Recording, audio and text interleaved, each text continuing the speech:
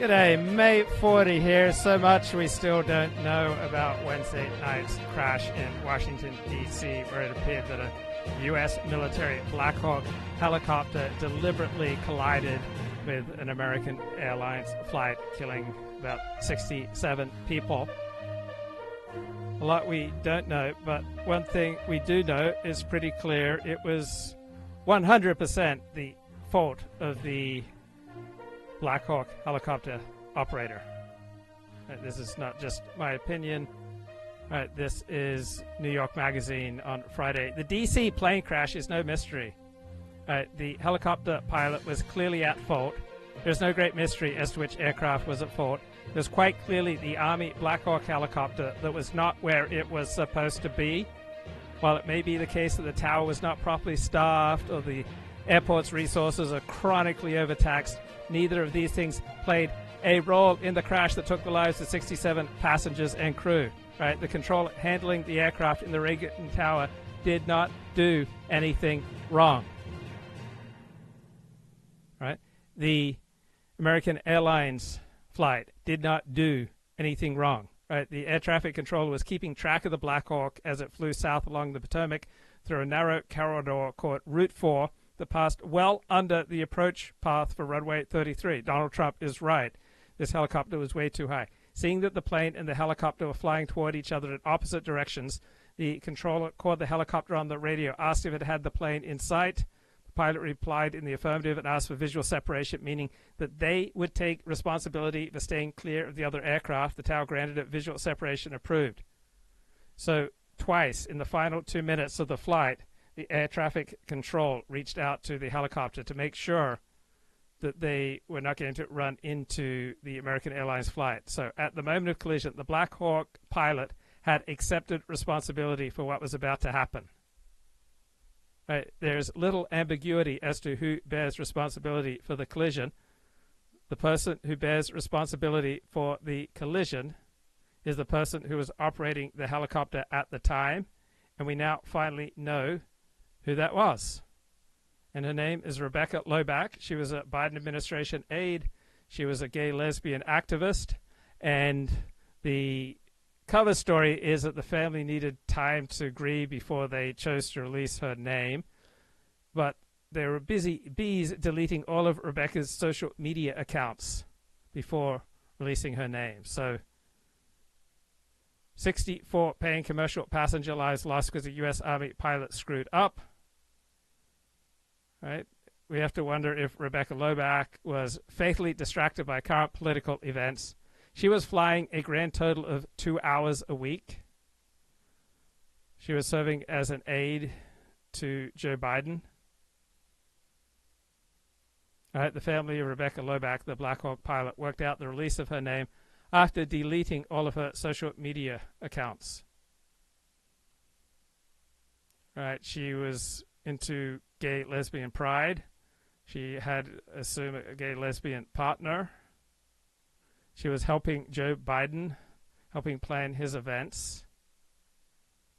She worked for the White House press secretary in the press shop. She was not a full-time pilot. It's something she did on occasion, 2 hours a week. And there she is in the White House press room.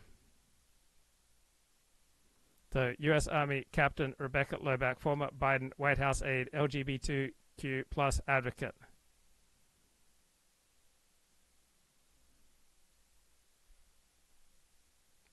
And why on earth did she deliberately, it appears, take her helicopter under her control and drive it into that American Airlines flight?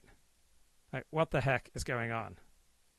So we do know that the Federal Aviation Administration is being sued because it turned away over 1,000 applicants who were highly qualified, but turned them away because they were white. It denied 1,000 would-be air traffic controllers jobs because of diversity hiring targets. So the lead plaintiff in the lawsuit filed in 2015 suggested the Federal Aviation's obsession with diversity hiring and inclusion only ensured that an accident was likely to happen. So the FAA, under the Obama administration, dropped a skill-based system for hiring air traffic controllers, replaced it with a biographical assessment in a bid to boost the number of minority job applicants. So over 1,000 highly qualified applicants were turned down simply because they were white. Right? And the FAA's race-based hiring scheme for air traffic controllers certainly endangered public safety. Right, DEI means DIE. Well, not everybody in this room is a lawyer, but I bet all of you have heard of Title VII, right? It's the thing that says you can't discriminate on the basis of race, color, national origin, religion, or sex in employment. What you might not know is that there are two alternative definitions of what constitutes discrimination. And they're usually called disparate treatment and disparate impact. But what I would say is that the first, disparate treatment, that's actually discrimination. And disparate impact, that's something else entirely that has developed over the years and been made part of Title VII, but I think was never intended to be part of Title VII by Congress back in 1964 when they passed Title VII. So you know basically what actual discrimination, disparate treatment is. You know, if I'm an employer and two applicants come to me, one is white, one is African American. They've got very similar credentials, but let's say, you know, the African American has a little cut above. But if I were to take the position that even though I can see that the African Americans' qualifications are a little better, I'm going to hire the white because I just like working with whites. It's an obvious violation of the law, and that's disparate treatment. Disparate impact is in some ways the opposite. It's not about equal treatment. It's about equal results. And that's something very, very different. The idea is that if an employee, rather than an employer, sets a job qualification, and that particular qualification... And obviously, given that different groups have different gifts, you're never going to have identical results in life unless you try to rig the game. You're maybe wondering, how is the elite media thinking about this story? Question like that. You know, when the time is right, I will go to the site and thank the first responders, and I'll stand with the families of the victims, and that would be that. But this is a politician with very different instincts. Peter, is his response, and he's been nonstop responding to the crash for 2 days, does this hark back to the chaotic days of Trump 1? Yeah. Well, Donald Trump is nothing like anodyne. He's nothing like any other president. We've seen that before. Maybe after 4 years, we had kind of forgotten a little bit because we didn't see him every day in the same way. But you're right. He is his own kind of leader. He doesn't do the empathy thing. He doesn't do the feel your pain thing. He's not a Bill Clinton or a Ronald Reagan after challenge or any of that kind of stuff. And we saw that last time during COVID in particular. Remember, day after day, he got out there, and rather than talking about the human suffering of thousands of people dying per day, he went on the attack against Democrats, against his own scientists, against China, the World Health Organization, all of those. Essentially, that's what he did again this week with the air crash. Instead of coming out and saying, this is a time for all of us to pull together and figure out what happened, he instantly, within minutes, goes from the hour of anguish to really an hour of anger and aggression, in which he not only goes after his opponents, he name checks them. Obama, Biden, Buttigieg. He talks about diversity as if that had anything to do with this crash without any evidence whatsoever. That's how he rolls, and he is not going to change because the conventions of Washington don't approve. Why does he do it this way? I don't know, other than I can tell you the impact, though, and someplace at the Pentagon, which, of course, was shocked over what happened. Right. We had the names of the three crew who were on the Blackhawk, and for the first time in the 20 years that I've been around the building, a family chose not to release the name of their loved one, asked the military to not release it. It turns out it was...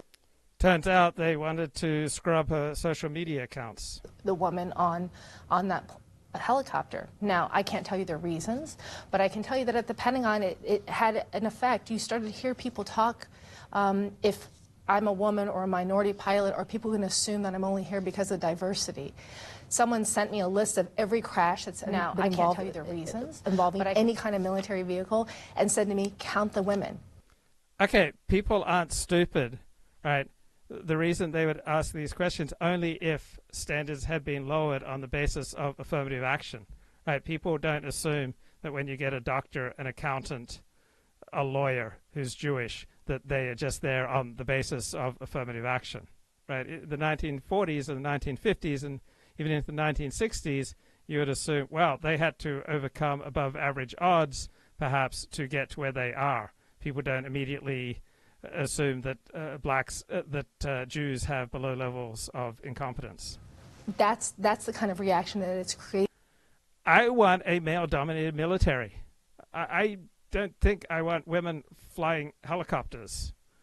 Certainly not in combat. Men have much higher visual, spatial, higher IQ than women.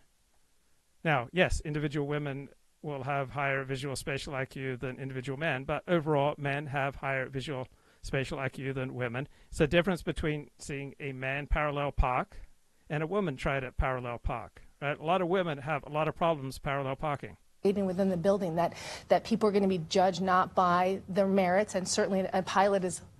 The merits are right there. There's a plane doesn't know your race or gender, and now we're having questions around whether a pilot will be judged on their flight. Well, we do know that with regard to black doctors, the odds are approximately 90% that they needed affirmative action to get into medical school. The average test scores of blacks admitted into medical school in the United States are lower than the test scores of whites and Asians who applied and were rejected. So people aren't idiots, right, when it's obvious that through affirmative action you're less likely to get qualified people, right? People are correctly, rightly, accurately, normally, naturally, healthfully skeptical. Flight hours on their performance because of this kind of... I remember when I was at UCLA in the late 1980s, typically the people who got into UCLA who were white or Asian had a GPA well over 4. And when you would talk to black and Latinos who got into UCLA, they usually had a GPA a full grade point below that. End of discourse. Right. As if that spotlight wasn't already there, right? It's what makes these attacks. Why would the spotlight be there?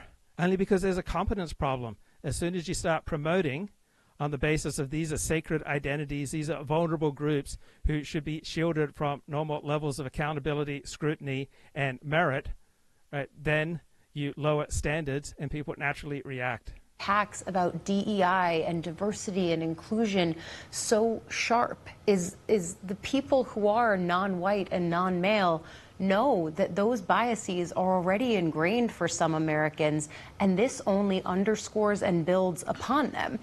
Damn Americans with biases towards merit and accountability and people who are competent. Damn Americans with a bias towards competency. You're right that there's a cost to the mis and disinformation that Trump has put forward. We saw it during the Hurricane Helene response when he talked about FEMA, and FEMA workers were endangered on the ground in some situations because of conspiracy theories pushed by the president.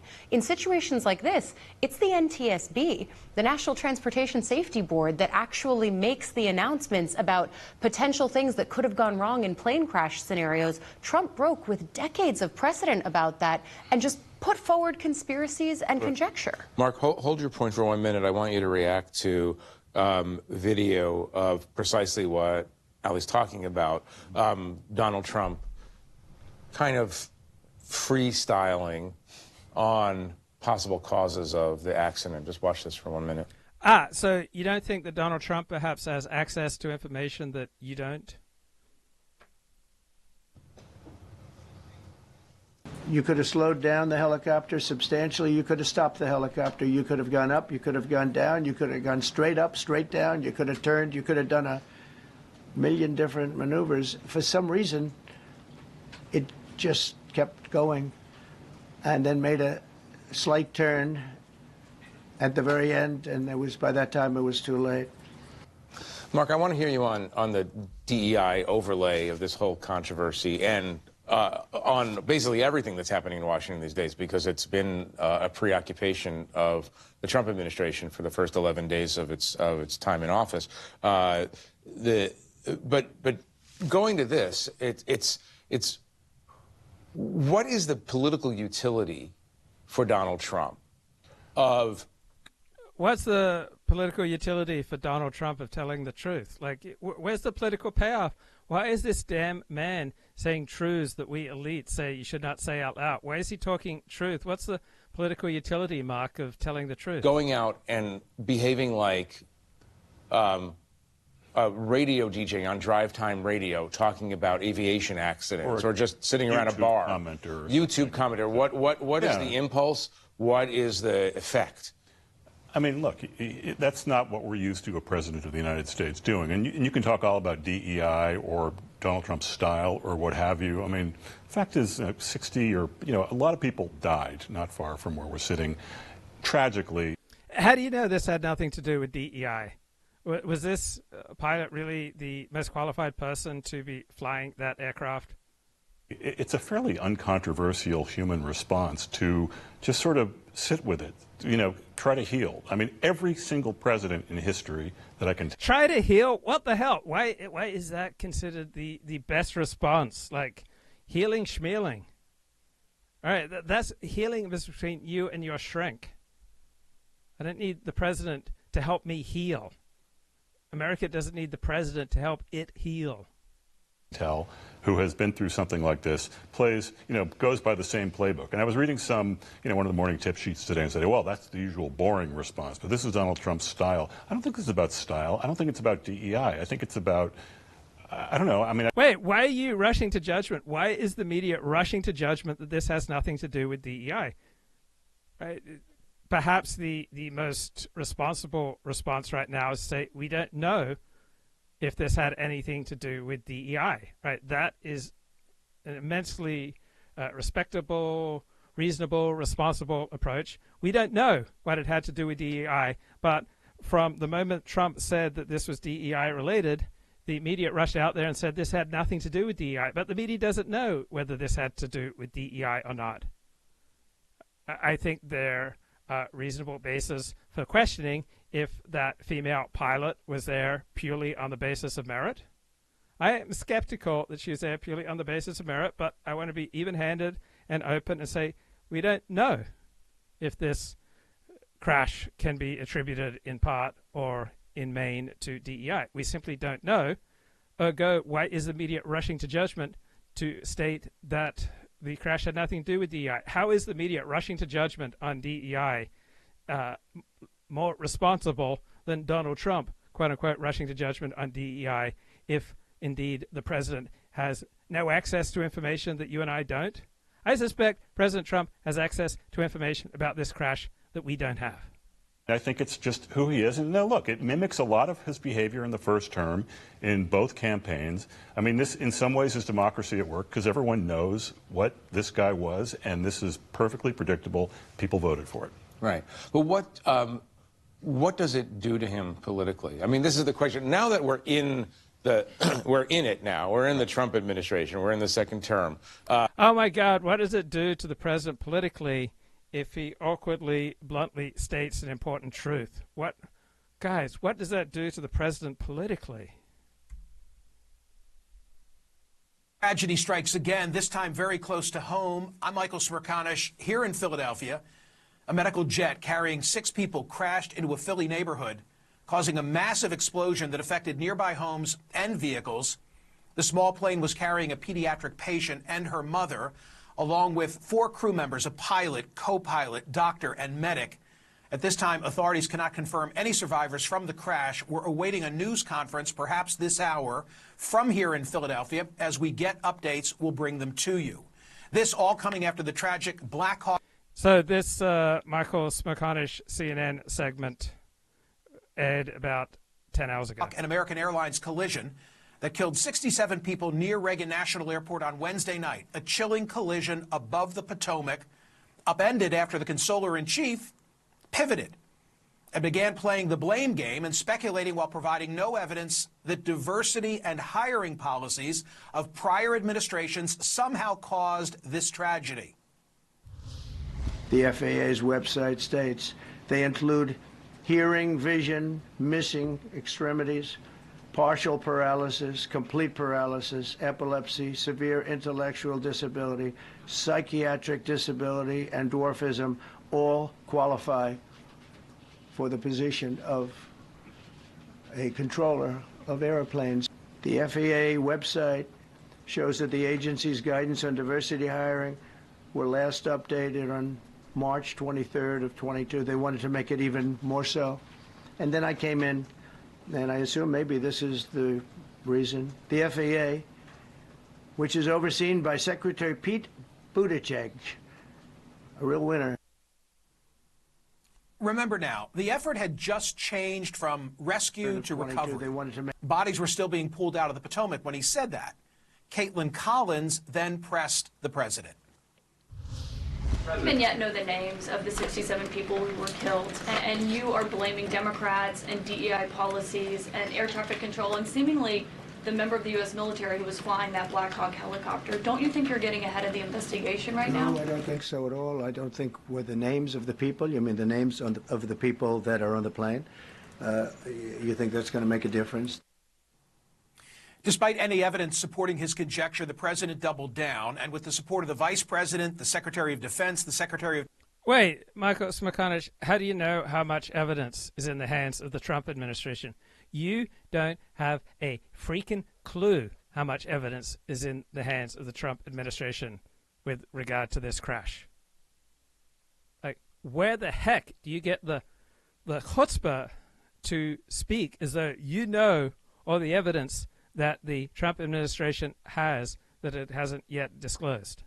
Transportation, he produced a shiny object, DEI, which dominated the Thursday news cycle. Debate over DEI now filled airspace that would otherwise have been focused on the confirmation hearings occurring that day on Capitol Hill, featuring the most controversial remaining nominees of President Trump. There was Tulsi Gabbard, tapped to be Trump's director of national intelligence, who refused to say whether or not she thinks Edward Snowden is a traitor. FBI Director nominee Kash Patel, who fielded questions about a retribution and enemies list. RFK Jr., Trump's nominee to be the next Secretary of Health and Human Services, seemed to struggle a bit when answering a basic question about Medicare. Three nominees who could potentially be in charge of our security and health. They all took a back seat to a torrent of unproven rhetoric and speculation. That night, President Trump's unfounded speculation about DEI was welcomed on Fox. Wait, how do you know it was unfounded?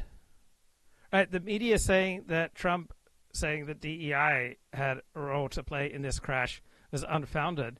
Right, aren't you just rushing to the very same thing that you're criticizing Trump for? You don't know on what basis he says that DEI played a role here. Fox News.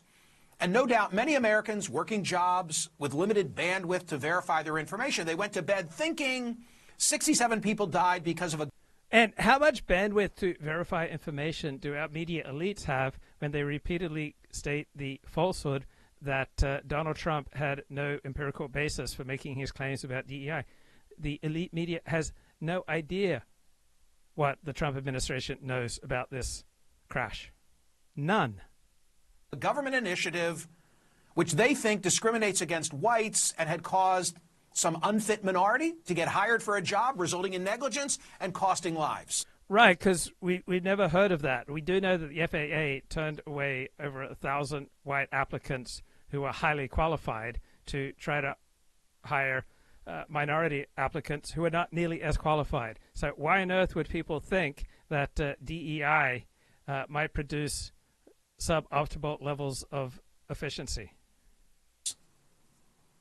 I'm too cynical to accept coincidence. I think President Trump wanted to own the news cycle, like he wants to own every news cycle. And this...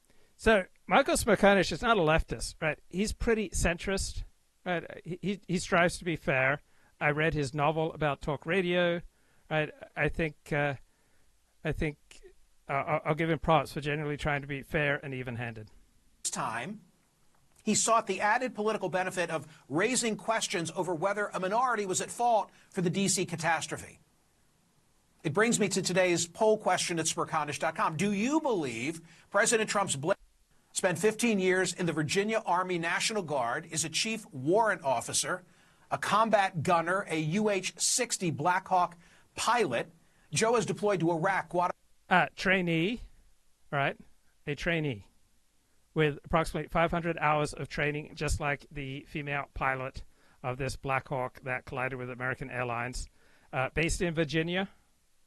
So it would be normal and natural for people to wonder if she was flying this particular Blackhawk helicopter.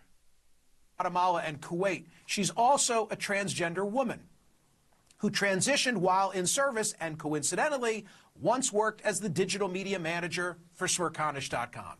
Okay, so she knows how the internet works. All right, she's not naive about the internet. Now, go back to Monday.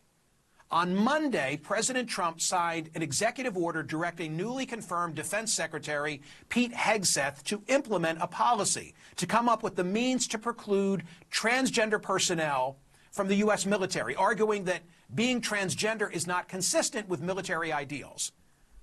When I read that, I invited Joe to be a guest on my SiriusXM radio program. On Tuesday, she wrote a moving piece about her experience. We published it on my website. All right, and what's moving to one person is absolutely revolting to another. So she chose to make the most intimate details of her life, including her intimate sexual feelings, right, public. Not many members of the military do this.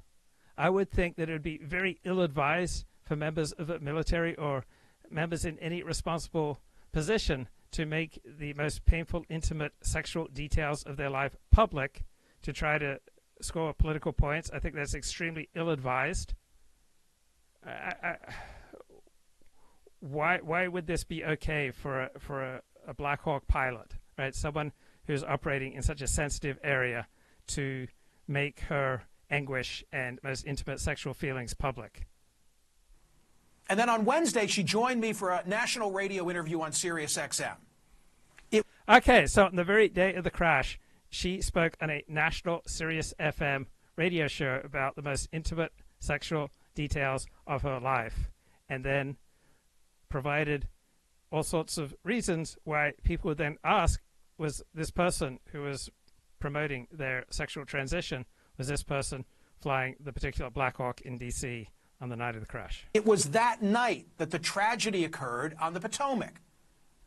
And about 2 hours after the tragedy on the Potomac, people started raising questions on social media. Was Joe Ellis in this particular Blackhawk? And Michael Smerconish and Joe Ellis waited 36 hours to make a simple response. No, this wasn't Joe Ellis, right? Were they trying to milk the maximum of victimhood points that they could? I don't know. Why? Why, Michael Smerconish, people were contacting you for 36 hours before you said anything publicly. Right? You could have ended the anguish for Joe Ellis immediately. You could have just responded to all these social media inquiries about Joe Ellis on Wednesday night. You could have ended it right there, but it built and it built. It built all through Thursday. And it finally, on Thursday about 5:30 p.m., I commented on it, and I asked the question, where is Joe Ellis? Because you had a topic that was rapidly ascending to the most talked about topic on the internet. And you could have ended that Wednesday evening, Michael Smerconish. Why didn't you end it Wednesday evening? Why didn't Joe Ellis end it Wednesday evening? At the very least, why didn't you end it Thursday morning? Why did you allow it to go on for 36 hours? Why? Why did you do that to her, Michael? And by Thursday night and Friday morning, Joe Ellis was falsely accused of... Well, most of the social media posts that I saw were asking, did she have anything to do with this particular helicopter? Almost all the social media posts I saw were just asking. And that's all I did on Thursday night. I asked, was this Joe Ellis? Nowhere did I say this was Joe Ellis in this particular Blackhawk. I said, was it Joe Ellis?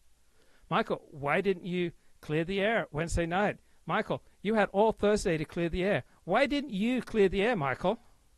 Why were you fine with this speculation? People were asking you Wednesday evening if this was Joe Ellis. Why didn't you say anything then? Why did you just ride the tornado? Piloting the Black Hawk helicopter that collided with the American Airlines jet. And then absolutely horrific headlines like this. Offensive, conspiracy-fueled tweets ensued that went... And why didn't you stop it? You had the ability to stop it. As soon as the correct information came out, the same people who had speculated about Joe Ellis turned around and said, hey, it's not true. The people who are asking questions turned around and said, no, it's not true. Or they deleted their accounts, or they took down the questions. It ended immediately. Right? The speculation that the pilot of the Blackhawk that collided with the plane on Wednesday night was Joe Ellis, that speculation ended immediately as soon as Joe Ellis spoke up. So why didn't Joe Ellis speak up Wednesday night? She was your media manager. She is wise to the ways of the internet. Why didn't you speak up, Michael Smerconish? People were asking you for 36 hours before you said anything. Viral. Joe Ellis was the #2 most trending topic in the United States on X. And you had the ability to stop that in its tracks 36 hours before it happened. For 36 hours, you waited and did nothing, Michael Smerconish. You did nothing. You just allowed it to build. And given that the U.S. military would not release the name of the Blackhawk pilot, given that you promoted a story on your national show with identifying details that made Joe Ellis a plausible person for piloting this particular Blackhawk, right? Didn't you have a responsibility to nip this in the bud? Why did you let this build and build and build, Michael? Why did you do that, Michael? Late Friday morning with more than 90,000 posts, according to Trends24, a website that tracks. Yes, and in similar situations going forward, the same thing's going to happen, right? When official sources refuse to reveal the identity of someone who appears to have committed a deliberate act of mass murder that killed 67 innocent people, and you hosted a person that day on your national show with all sorts of details that plausibly make her the possible pilot who did this horrible, horrible, horrible thing, right? It is inevitable that people will ask, hey, what's going on here? Trending topics. I suspect the visibility that came from the radio interview, along with the article we published at Smerconish.com, put Joe's name in play. Yes, it did. If she had never gone on your show, this would never have happened to her, Michael. Did you explain to her that there are downsides to publicity? Did you explain to her that when you bear the most intimate details of your life, that people will then speculate and gossip about you? Did you let her know the price of publicity? And did she think that she would get to take part in a national conversation in a prominent role, and that there'd be no downsides to this, that there'd be no price to pay, that she would be free from speculation and gossip? You played a significant role in this situation, Michael. What responsibility are you taking, Michael? Such that she became an easy target for some of the twist. Yes, you created this situation, Michael, and you had the ability to have ended it right when it got started Wednesday night. It's as though you found a fire, Michael Smerconish. You found a fire just like a fire in the Pacific Palisades. But instead of putting the fire out, Michael Smerconish, you let it build and build and build, and you did nothing. You let the fire burn, Michael. Why did you let the fire burn, Michael?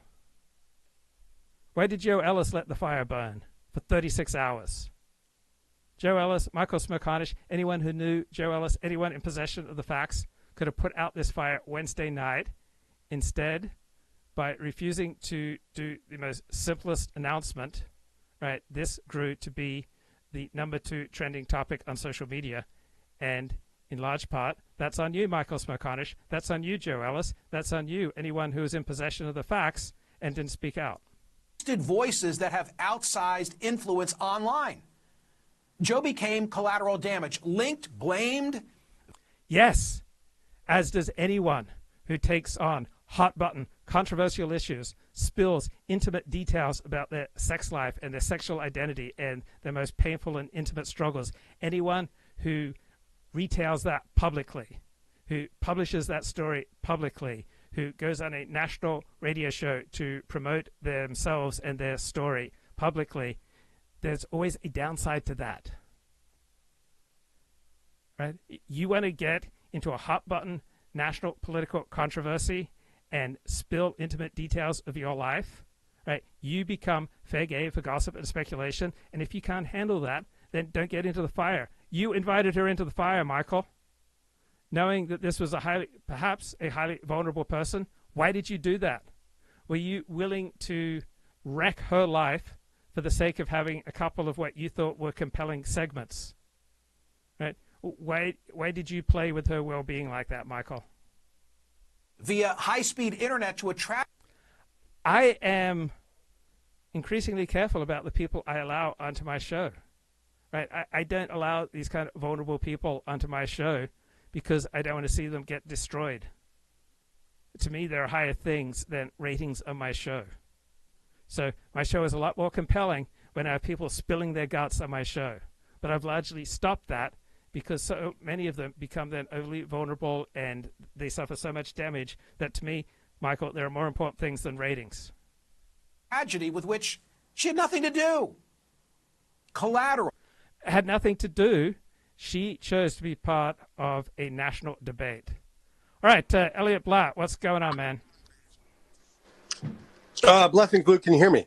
I can, sir. Okay. All right. Good. Good to hear. Didn't expect to get on so quite so soon, but all right. I'm here. I'm not queer. We'll take your word for it. We're talking Smerconish, bro. That's all. Yes, sir.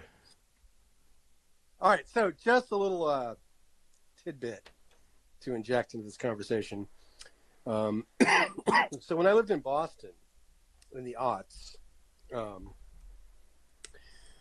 there was a sort of, we had a station, a FM station. It was called TKK FM Talk. So it was basically kind of like AM radio, right-wing content that usually happens only on the AM band, but they were trying to make it work on the FM band. You know, I don't know if they've done this around the country, but this is what it was in Boston. And it was pretty popular. And they had this host who was sort of, it's kind of like a right-wing libertarian type, very bombastic.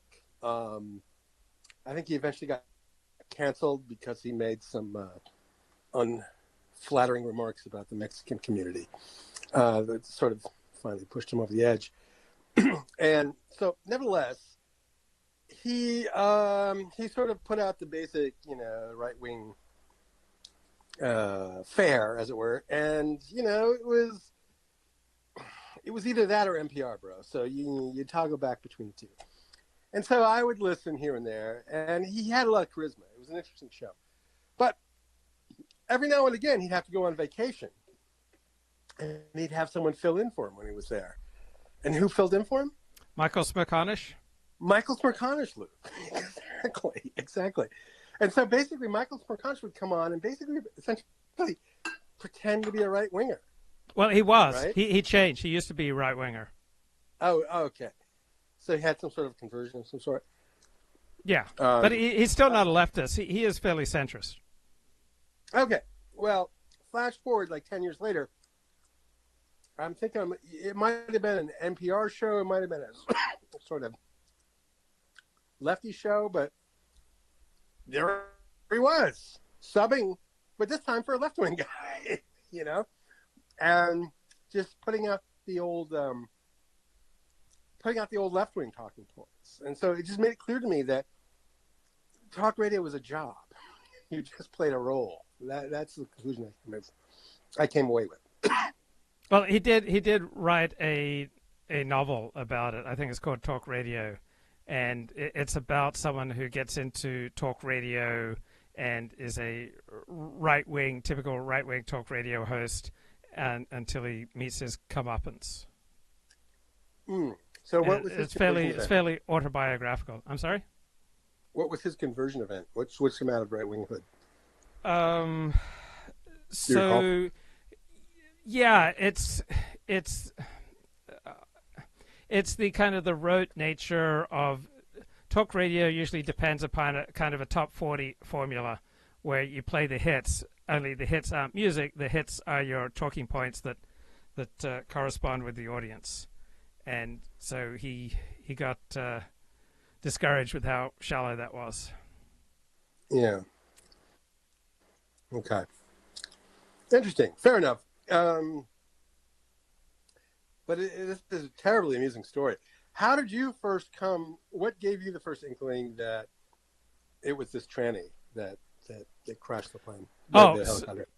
Okay, so about 20 hours after the I wasn't planning to do a show on Thursday, and then I was just looking at Twitter, and there was all this talk about Joe Ellis, and she just appeared on Michael Smerconish's show that day, the same day as the crash. She appeared on his show, and she was based in Virginia, and she had 500 training hours. So there are all these plausible details that made her a plausible candidate to have been the chopper pilot. And then I did some further research, and I couldn't find any other Blackhawk pilot trainee talking about such intimate details of their life. This is not the normal thing. So this was a freaky occurrence. It had been, by the time I decided to do a show on it, it had been 21 hours since the first social media post had gone up inquiring about the whereabouts of Joe Ellis and inquiring to Michael Smerconish, where is Joe Ellis? And there'd been no response for 21 hours.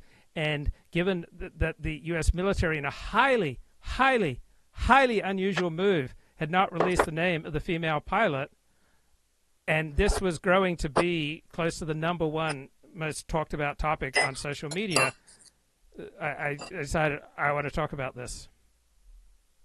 So why do you think Smerconish held back? Do you have any speculation? Probably laziness, didn't want to be bothered. Second, it made the story even more dramatic that if he can weigh in and say, look how irresponsible people are on social media. Yeah. Like, you could say the reason that Barack Obama never released his birth certificate. Barack Obama could have short-circuited all the birther talk if he'd simply released his birth certificate in 2009. But he apparently received benefit from making parts of the right wing look stupid by pursuing this bogus agenda. And I would suspect that Smerconish and Joe Ellis, that they may well have thought, look how idiots these nuts online, how irresponsible they are. There's probably unconscious or conscious desire to milk the victimhood points of just letting this rage to become close to the #1 most discussed topic on social media before 36 hours after the first inquiries finally speaking out. And it's so effortless to speak out. Like, if something would require a great deal of effort, then I would understand why people wouldn't do it. But she was his former media manager, so she's quite savvy with regard to the internet. So Wednesday evening, she could have posted on her Facebook, hey, it's not me. But it appears, the appearance is that she was milking the victimhood points. What do you think, like Smerconish or someone, someone else reached out to her and said, just, hold your peace. Your enemy's making a mistake. No. No, I don't think it was anything explicit as that, because it would just be, I don't think so. It would be too dangerous, and getting found out that way, I don't believe that. I just think that, also, I want to share another possibility that Joe Ellis was simply in shock, that finding yourself the focus of so much social media attention, could send you into an immobilizing state of shock. It's possible that she had other obligations that kept her away from the internet for that period of time. But there are people who know her, right? There would have been dozens of people who knew that was not her. For some reason, nobody wanted to speak out. It appeared like a deliberate attempt to milk the drama. I'm not saying it was. There could be other factors. Yeah, that's an interesting possibility. I hadn't considered that. And shock is real. I've experienced shock a couple of times. It sort of freezes you. It immobilizes you. I had go ahead. Like car accident. Yeah. You go into a state of not thinking clearly, and you're looking for the safest space. You just want to retreat to the safest space. Yeah. Does that make sense? And So yeah, no, I can. Now that you raise that possibility, I can understand it. Sure. But there is no escape from this kind of speculation. If people in charge, if we do not have information about someone who appears to have carried out a mass murder, and people in charge are not giving us the identity of the person, even though they give us the other identities of other people who are involved, the other pilots, but for some reason they withhold this pilot, there is an inevitable human need to speculate and to gossip until we find out. And so there is no way to not have this situation again and again and again. If you don't get official confirmation, if highly unusual withholding of names and information in what looks like a mass terror event, people will inevitably fill the void with speculation. And that's the way it is. If people were filling the void with speculation about me, I would, as quickly as possible, try to say, no, this is not me, and here's the evidence on which I'm stating this. I feel like we have a moral obligation to, if we can, easily and effectively remove anxiety and feverish speculation from people. Do you still believe it was an intentional act? It just, I believe it looks that way. I'm not enough of an expert. It just as it looked like the Secret Service allowed the shooter to get off a bunch of shots at Donald Trump before they finally decided to take him out. I mean, that's just what it looks like looking at the video. It looked, just looking at numerous snippets of different angles of the crash, every one I look at looks to me and to thousands of Americans as though it was deliberate. It appears deliberate, just like it appears that the Secret Service deliberately allowed someone to take a bunch of shots at Donald Trump before they finally decided to take him out. Yeah, I've seen the video. It's like, I'm certainly not opposed to the idea that it was intentional, but I think there are plausible, to me, explanations that don't involve intent.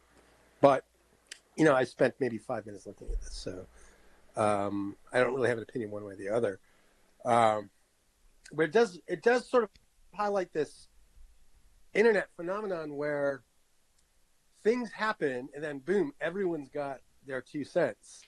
And you have no sort of direct information base, but you're supposed to be able to parse all of these explanations, and there's a certain amount of incentive to have the most dramatic and shocking explanation rise to the fore, Or the most parsimonious. The only other Blackhawk helicopter who was in the national conversation the day of the crash was Joe Ellis. There were no other Blackhawk helicopters giving interviews that day or for the previous months. Like, I was searching through Google, and I couldn't find any other interviews with Blackhawk pilot trainees. It just is not done. So she put herself in the national conversation, and people did not have in their heads the names of anyone else. She was based in Virginia. She had 500 training hours. She put forward information that made her pop into thousands of people's heads, driving feverish speculation that was inevitable once she decided to go public with information that made her the plausible candidate. Good point. Kip has joined, it seems. Kip, did you want to weigh in here? No, that was a good pickup. I was listening earlier, and I guess you were early to the party. It wasn't a good thing you were early to the party on the Smerconish thing, but you were early to the party on the other thing about the DEI hire, just like Trump, right? It's an interesting topic, yeah. Mm-hmm. Very interesting. But can I kind of mention, like, on a big scale? I don't know if you guys feel it, but don't you feel like we're kind of living through some sort of like a shattering? I don't know if it's the quickness of the information or the amount of information, but information goes so fast across the world now in such a furious fashion. It seems like all norms are being shattered. All identities are being shattered. All ideologies and perceptions are being shattered. Right now, it seems like the left wing is completely shattered and trying to pick up the pieces right now. And once we get over the euphoria of winning after 3 or 4 months, we too are going to face some shattering of like, where do we go from here? Can you guys speak to that? Do you feel it? I certainly don't feel shattered. I think that the situation is constantly changing, and so the situation has changed since the internet, since the rise of social media. So I don't feel a shattering, but I feel a vibe shift, and I feel like the world is constantly changing, and I feel like we're entering a world where you might be in a viable business on Monday, and then by Friday, your business is no longer economically viable due to changes in technology. But right. Elliott, you want to weigh in? Well, interesting you say that. I just watched a video by Patrick Boyle, and he had an interesting take on this. What's the new Chinese AI? DeepSeek. Yeah, I saw that video. DeepSeek. I haven't seen the video, but I want to watch it. What did he say? Yeah. Well, just put the numbers in context. So NVIDIA lost 17% in one day. 17% of NVIDIA is $600 billion. $600 billion is more than Exxon. Okay? Yeah. So a company, does that make sense to you? Do those numbers make sense to you? Yep. So 600, basically, ExxonMobil, a company that provides a valuable commodity to millions of people, that value was erased in one day by the release of an AI competitor built on chips that weren't NVIDIA. Are we living in a real world here, or are we living in some sort of massive fever dream? But you see, real. Go ahead, Ken. That's a perception. That's the world's perception about one subject just being shattered in one day. You see that? Yeah. And that shattering is going. Had these people listened to Blatt, they would never have been involved in NVIDIA, and they would have been $600 billion richer. Can you imagine that? Well, I still think NVIDIA is going to get the last laugh. NVIDIA has become an incredibly valuable company over the past few years. I think that this was an overreaction to DeepSeek, and I do believe that the AI revolution is real, and that it will be approximately as significant as the conventional wisdom says. Well, if that's true, right, Elon is in a pickle, because either AI is this massive labor-saving device worthy of billions and billions of dollars of investment that's going to obviate the needs of millions and millions of programmers, or it's not. And if it's not, then we need to keep on with this H-1B visa scheme. But if it is, there's no need for these H-1Bs. So to me, it seems like a very untenable position. Well, not really. Elon is not making H-1Bs a major focus of his attention. He weighed in once, twice. He weighed in for a week or two. But if there was never another H-1B visa allowed in the United States, his life would go on and his fortune wouldn't be that diminished. It was a hot button topic with Elon for a week, maybe 2 weeks, but right now he's got the keys to the kingdom. I mean, considering the enormous influence that he is wielding over the U.S. federal government, the U.S. federal government, for the first time, thanks to Elon, emailed all 2.3 non-military employees, 2.3 million. That had never been done before. He has had an unprecedented effect on the U.S. government, and compared to what he's doing, the H-1B visa issue does not look quite as big as it did 2 weeks ago.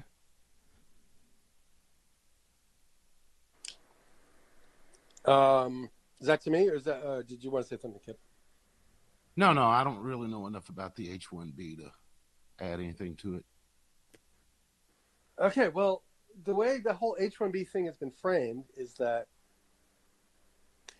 AI is real and it's valuable and it's going to supplant the need for hiring lots of IT professionals or a lot of programmers at the very least, because the task of writing code has now become exponentially easier, right?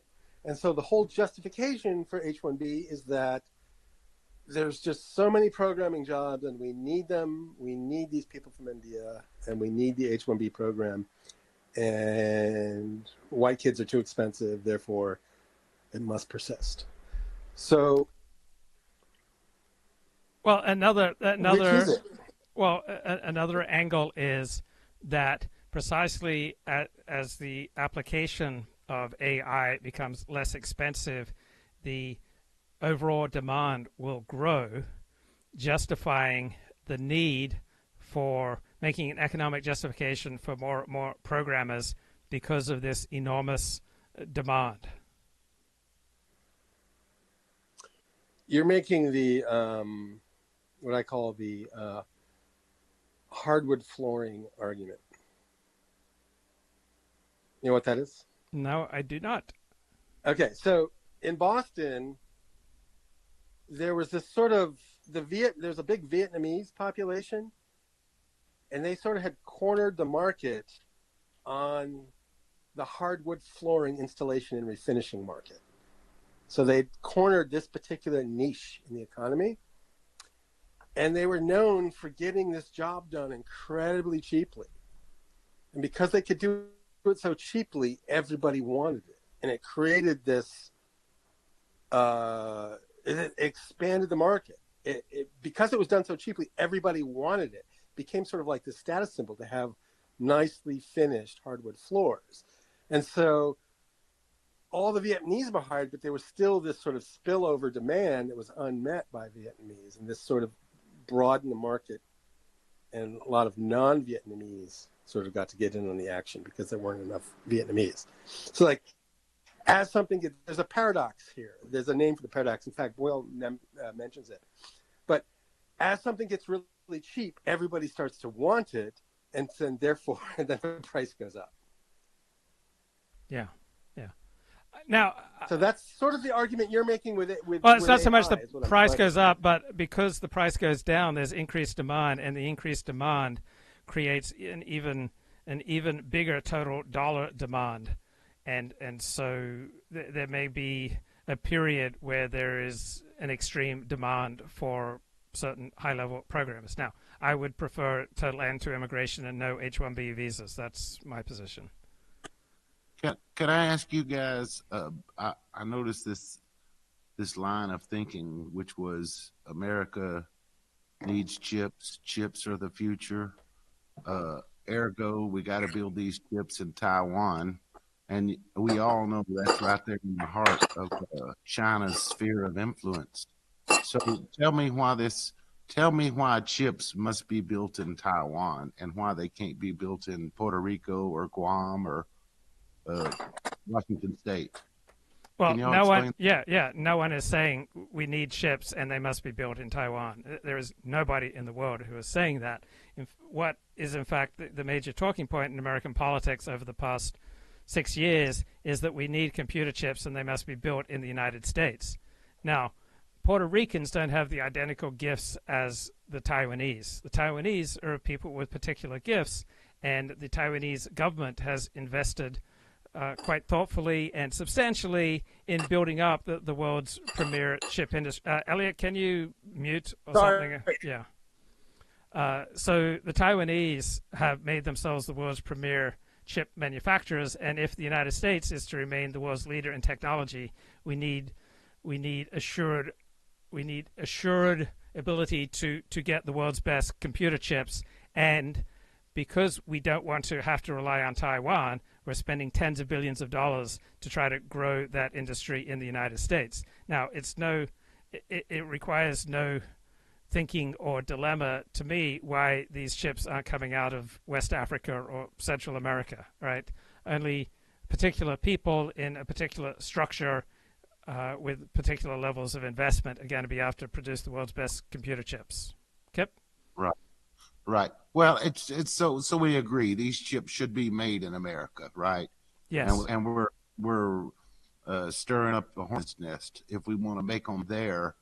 That'd be like China buying some vital thing in Cuba. you know, in Right. Havana. It just doesn't make a lot of sense.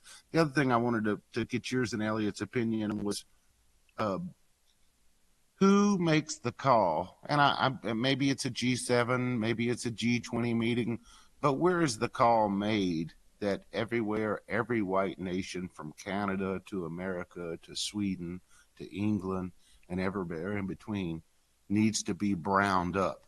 And it's like, okay, you'll take Indians and Pakistanis, and you guys will take the people from the Central America, and you know, who's making these calls? And Well, why is it that we don't have a say in the matter? Well, you do, but the average American is not for a whites-only nation. And I'll give you one example and tell you how this plays with the average white person. Number one, most importantly, most citizens of the United... Can you mute if you're going to cough and splutter? Okay. So, no problem. So the average citizen of the United States, of England, of Canada, and Australia, and New Zealand does not think of himself primarily as white. That's not a key part of his identity. He thinks of himself as Australian, French, German, Canadian. And so this racial category that you're using is not the way that most people operate, even those people who are white. Particularly those people who are white are probably the least likely to take as their primary identity that they're white. Second, let me just give you a story. So there was a cricket player of color who was unable to play for South Africa in the 1960s because he was of color. So because he wouldn't get to play cricket at the highest level simply because he was of mixed race, he moved to England and he became an English citizen. And he was such a great cricket player that he made it to the elite team that represented England. And England was setting off on a tour of South Africa, and South Africa canceled the tour because the English side contained one person of some black ancestry. Most people didn't think that was great. That didn't play well with virtually everybody who became acquainted with the story, and that was the event that precipitated South Africa from being banned from international sports, because your average person, when they hear that South Africa or any country is refusing to play your nation's team because your nation's team contains a person who's of mixed race, right? Your average white person finds that revolting. And the reason that the United States and England and the Western world has removed barriers to non-white immigration is because most people don't want that sort of situation. Most people don't want strict racial barriers up. Most people don't want separate drinking fountains for black and white people. Most people don't want people denied the ability to visit the United States or to play sports with Americans on the basis of race. So you may not like these attitudes by most people in the Western world, but this is the majority of opinion. You think that the people of Canada wanted to have 40% non-Canadians in their midst all of a sudden? I'm telling you, most people in Canada do not regard themselves as white as their primary identity. For you, it's a vitally important thing. It isn't for them. Most Canadians, when they hear that a country like South Africa wouldn't play a national team representing England because there's one person of mixed race on it, and therefore we're not going to play them. All right, most people in Canada, the United States, France, Germany, in the West find that revolting. Well, Elliott, any opinion on how all of a sudden all the white nations needed to be browned up and they seem to have no say-so on the matter? Luke seems to think they had more of a say-so. What do you say? Well, I'll answer a story with another story.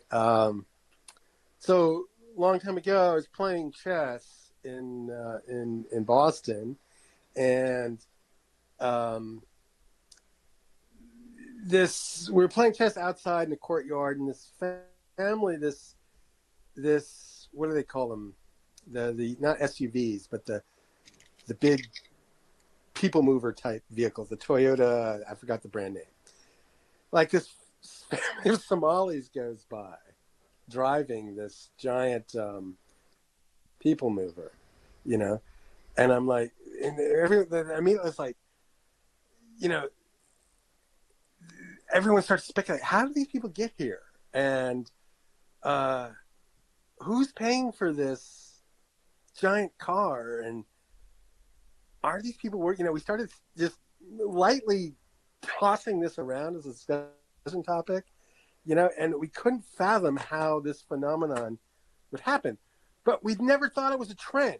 We just thought it was this weird one-off situation where these people who couldn't speak English somehow had a middle-class existence in America.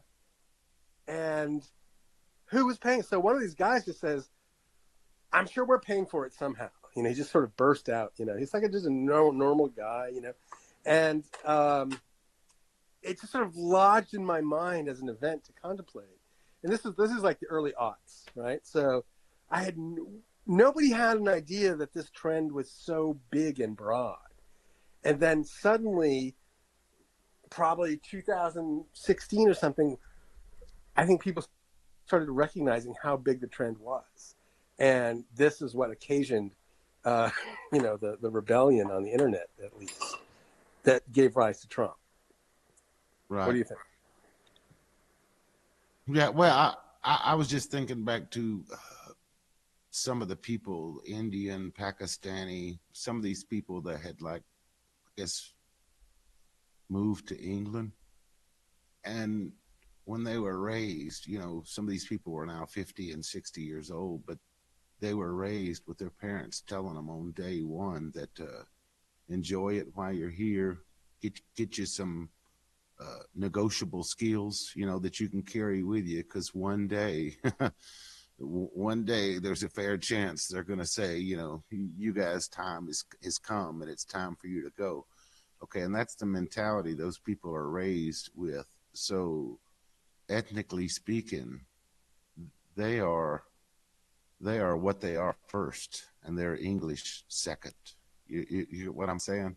And another thing I might want to add to that, because that's why I'm telling you that American spirit might be gone. Another thing I got to thinking about is I was seeing old pictures from like the Gilded Age, and it dawned on me that up till about 1890, 1895, I was seeing all these pictures, and they were just all, white faces working in these factories or whatever. And they were probably not working. That was the era of the robber barons, so they probably weren't making much money. So I'm thinking, what's in it for them? What's in it for them? What's in it for them? And then it sort of dawned on me that Darwinism really hadn't really taken hold completely then. So they still kind of thought they were, us, this English, Scottish, Welsh, original stock. Somehow we're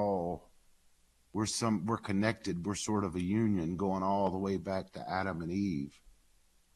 And I mean, with the waves that came after them, that was over this. That was over, so whatever maybe communal drive there was to, the original, maybe make America great or whatever, it had something that they thought they were connected to Adam and Eve. Does that make sense, or am I going off the rails here? Do y'all understand where I'm telling you that connection to the country, to the land, to the people?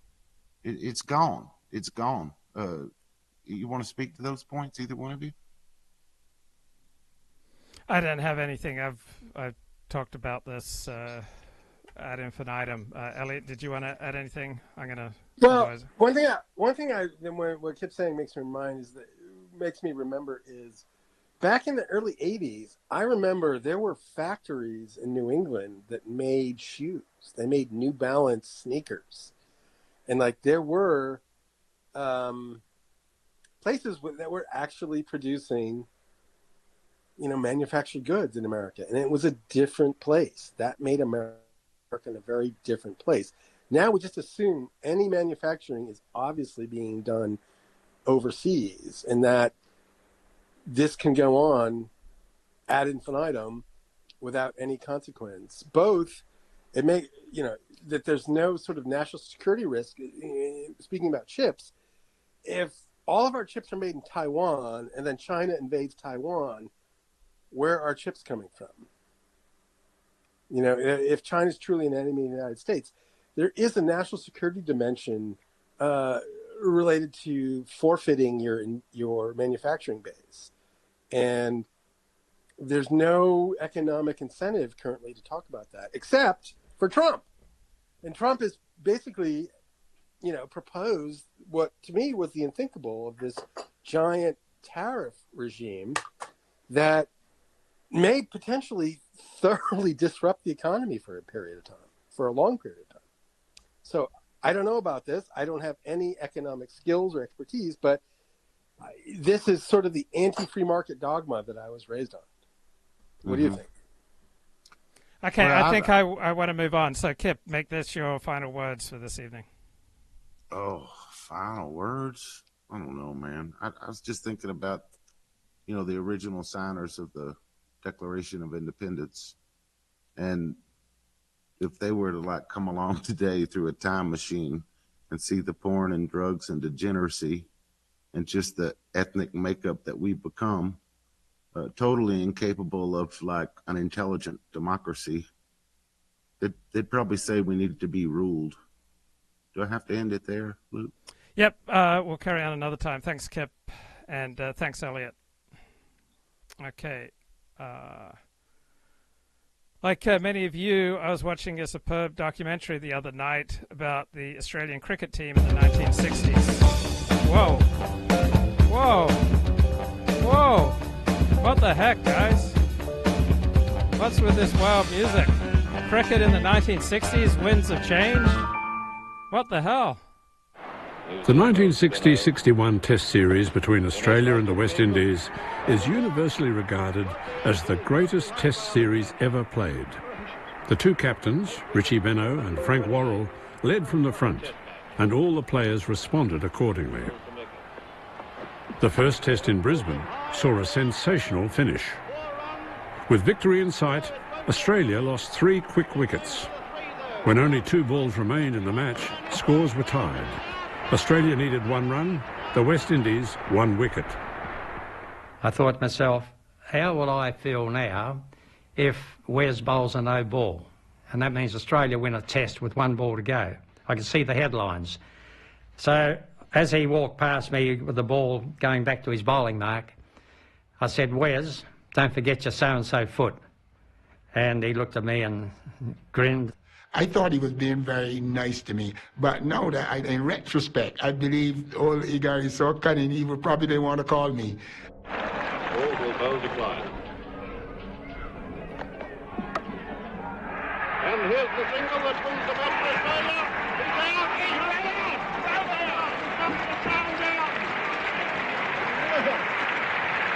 He's out! History was made when, for the first time, a Test match ended in a tie. We were stunned, I think, that the result was a tie. And it happened so quickly. We lost those wickets so quickly in the last, second last over and last over. I wouldn't like to make any forecasts on the possible outcome of the series, but I'm hoping that we play attractive cricket throughout. And it does seem that both teams are prepared to play it. The spectators should benefit. Richie? Bob, I think they might all be ties. So one reason that the West became more racially diverse is that many people in the West were highly impressed by people of color. The people who led the 1960s civil rights revolution, who were people of color, came across in an impressive way on TV. With the inspirational leadership of the two captains, Benaud and Worrell, Australia and the West Indies played attractive cricket, and the crowds lapped it up. There was another nail-biting finish in the 4th Test in Adelaide, when last wicket pair Lindsay Klein and Slasher Mackay batted through the final session and managed to force a draw. Hall bowls it, and Mackay's hit high up in the body. It's all over. It's a draw. It's a draw. A world record crowd of 90,800 packed into the Melbourne Cricket Ground to witness the series-deciding 5th Test. There were moments of high drama.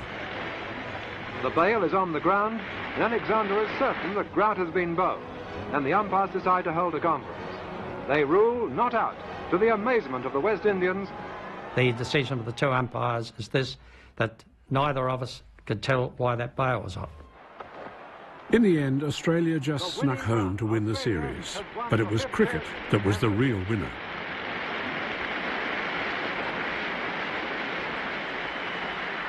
Symbolic of the moment, a perpetual trophy was named in honour of the visiting captain, Frank Worrell, the first black man to captain the West Indies on tour.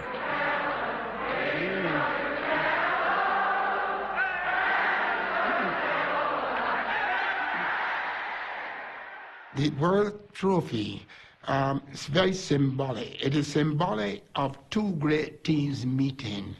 Right, that was the highly racist 1961 Australians celebrating the first black captain of the West Indies, celebrating a black team from the West Indies, and just going to extraordinary lengths to welcome them because they were such good blokes. And playing the best cricket that they can play. And much to the crowd receiving that cricket with approbation. You know, it didn't matter if you're West Indian or Australian. The West Indies recorded the unprecedented honour of a ticker-tape farewell. Over 500,000 people turned out in the streets of Melbourne. Right, this is 1961, white Australia, loving this black West Indies team, giving them a ticker-tape parade, just an unprecedented parade, celebrating this black team, applauding this black team, singing songs, praising and loving this black team in 1961, white Australia. Melbourne, just to say thank you.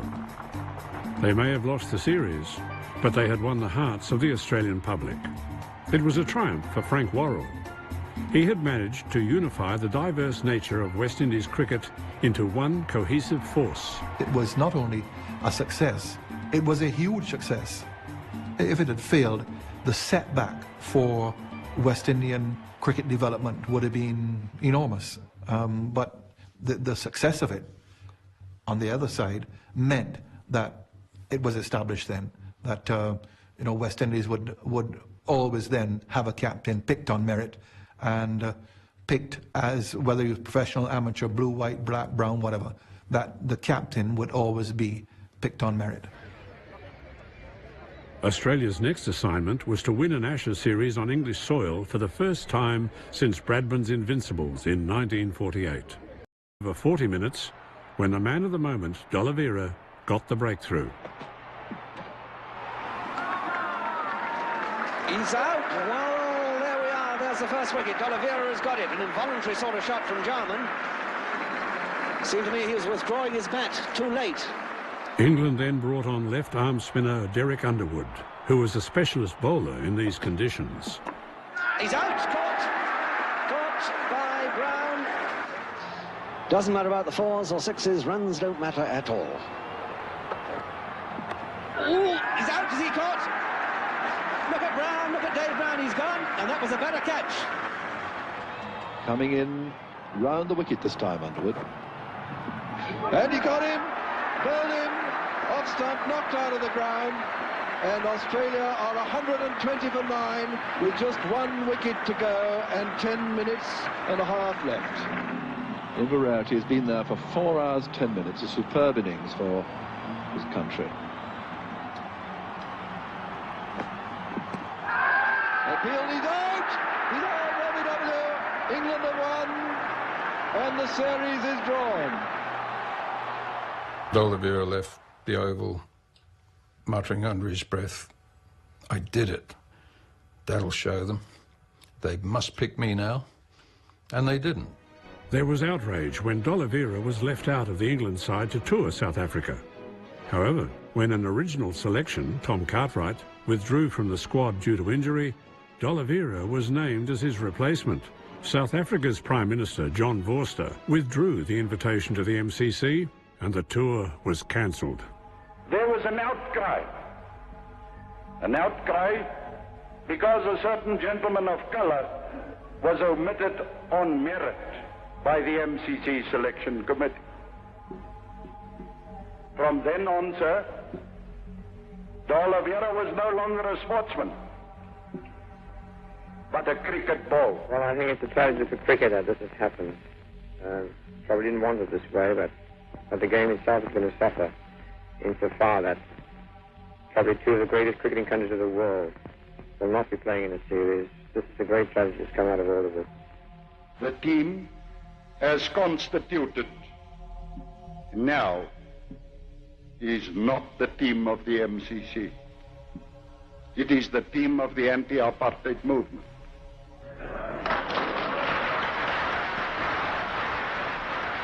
D'Oliveira's place in history was assured. Far beyond cricket terms, he was now a political figure of the first order, and before long South Africa truly were out in the cold. The whole world now saw the evil of the regime. It took a long time, but D'Oliveira was the cardinal figure. In the summer of 1968-69, the West Indies toured Australia. There were high hopes that this tour would recapture the magic of the 1960-61 series. The players were even driven in a motor cavalcade. All right, so most people would react badly to South Africa saying, no, we're not going to play England in cricket because England has one player of colour. And most people would react badly if, say, your favourite football team wouldn't play another football team because that other football team had someone of some element of racial heritage, right? So the apartheid case did not go over with the general public in the West. It was not popular. And that is a large reason that apartheid in various forms fell apart around the Western world. On the other hand, right, there's all sorts of reasons why people naturally racially segregate, but they don't like it polluting sport. Right? Most people in America didn't like Jim Crow laws. They didn't like the idea of whites and blacks having to drink from separate water fountains.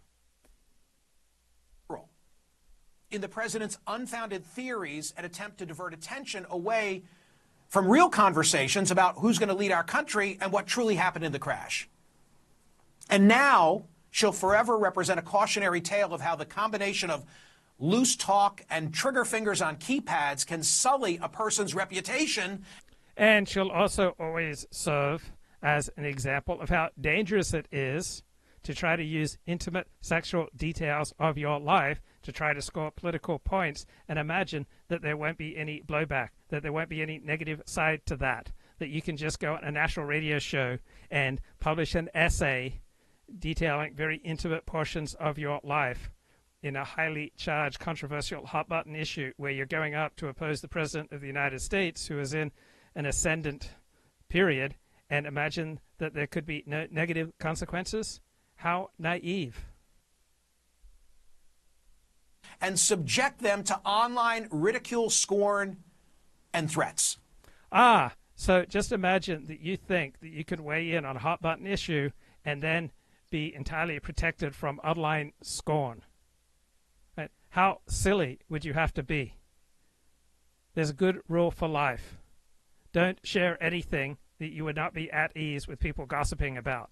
I share a great deal of my own private life, and then you don't see me coming on here and complaining, oh, people are scorning me, people are mocking me, people are ridiculing me for all sorts of very intimate details that I retailed about my own life. Right? If you don't want people at work gossiping about you, if you don't want people in your church gossiping about you, then don't reveal things about yourself that are likely to provoke salacious gossip. We tend to have a significant role in our own misery. Joining me now is Joe Ellis. Nice to see you, Joe.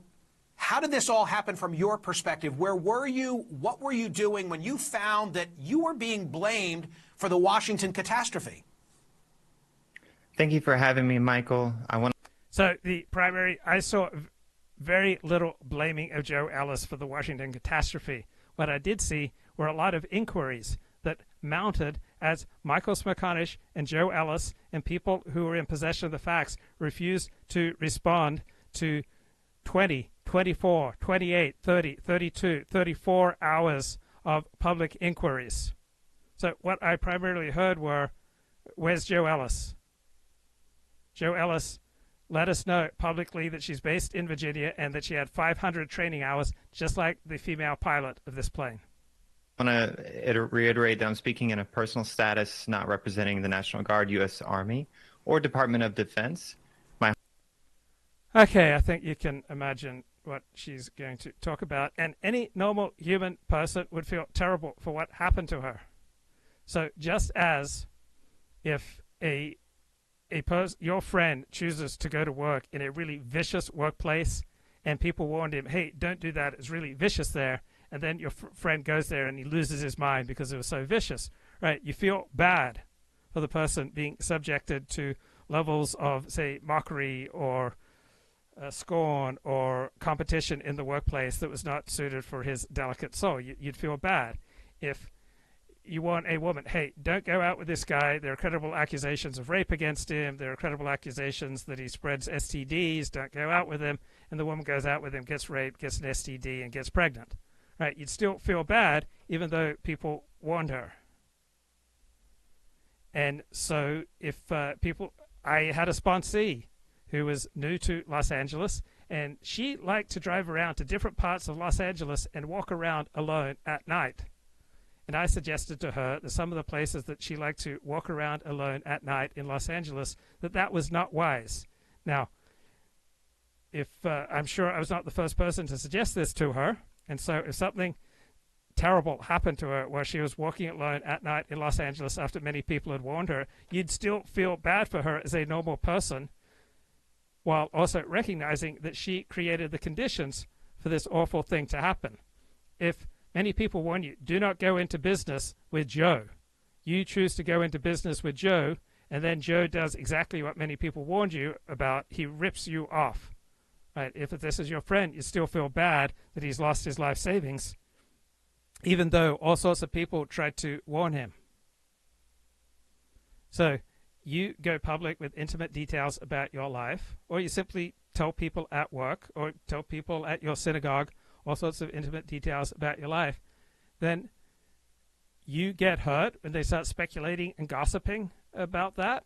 Right? You created the situation, and any normal person is going to feel bad for what Joe Ellis went through. At the same time, Joe Ellis was an essential condition for what happened. If she'd never gone public, if she'd responded promptly, or Smerconish had responded promptly, or someone in the know had responded promptly, this never would have happened. So think once, twice, 3, 4, 5 times before you tell intimate details of your life to the public. It may not go as you wish. Class action lawsuit moving its way slowly through the courts that was filed by people who were, under that old policy, denied jobs because they were white. So this is a legit thing. It's not a conspiracy theory. However, the way he links all this stuff just makes me think he's just terribly online in a way that, because this stuff was flowing over social media in real time in a way that it just came out of his mouth like a fire hose. But I'll cede to Jim on how much of what he said was conspiracy versus true. Well, this is a funny thing about Trump is the first thing is he'll say something kind of on impulse that is maybe at the wrong time, seems inappropriate. Certainly speculate. The president shouldn't be speculating about anything with a plane crash until the investigations begin. But you're absolutely right, Christine. When the problem with DEI isn't just that, oh, maybe they lowered standards and there's some people there that aren't fully qualified. In the case that you're talking about, they had a program to make sure they didn't hire too many white people. They had this wild test. This dates back to the Obama era. They had this test that after you had spent, in some cases, years going to college, getting lots of training to become qualified to take the air traffic control test, there was a personal questionnaire that people didn't know about. You couldn't study for it, and would ask you all these questions about your life and what you liked in high school, and did you play a musical instrument or something like that. But the answers were geared to try to favor minorities and weed out white people, which is kind of hard to believe that you could do that. But for example, one of the questions was, if I have it, one question was my lowest grade in high school was science. If you checked that, that was good. That would help you get over. So, let's weed out people who are good at, science and math as air traffic controllers. And then there was a group of black air traffic controllers who got their hands on this test, and they were distributing the answers to people that they wanted to pass the test. So it was a big scandal. As you say, there's this class action lawsuit making its way through the courts. Now, that is no longer the case, but it shows you So I know quite a few communities where once they get their hands on the test, that they are quite promiscuous with sharing the test with members of their community. It's an example of where a group strategy will tend to outcompete the individual strategy. Mentality in the agency that was working to restrict the number of white candidates for those jobs at a time when we've been hearing for years about these shortages. The New York Times did a big investigation a couple of years ago into these shortages, these shortfalls in employment. So people are working overtime. They're working 7 days a week. These places are understaffed, and the tower at Reagan was not only overstaffed the night of the accident. What's that? Understaffed. Well, understaffed. Yeah. Was not only understaffed, but one of the air traffic controllers had given permission to leave early for some reason, and so the poor guy who was on duty was handling both the fixed wing airplane traffic and the helicopter traffic. Those are those operate on different radio frequencies. It's a huge cognitive challenge to manage all this stuff, and the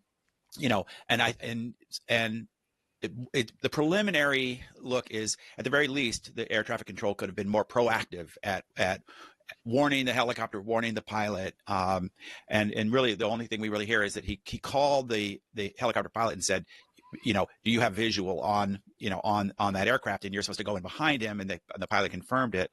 It's looking like the pilot was looking at the helicopter pilot was maybe looking at the wrong aircraft. There was another one lined up at a slightly different angle, the angle that would have been expected farther in the distance.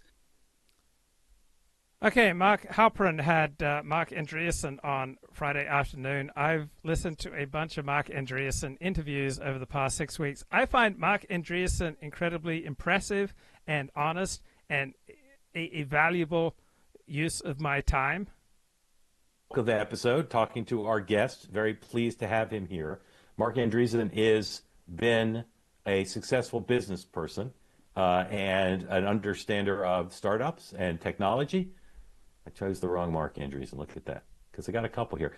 But what he has been of late is one of the finest podcast and interview guests around. All right, let's see what's happening here. Needs to turn on his camera, please.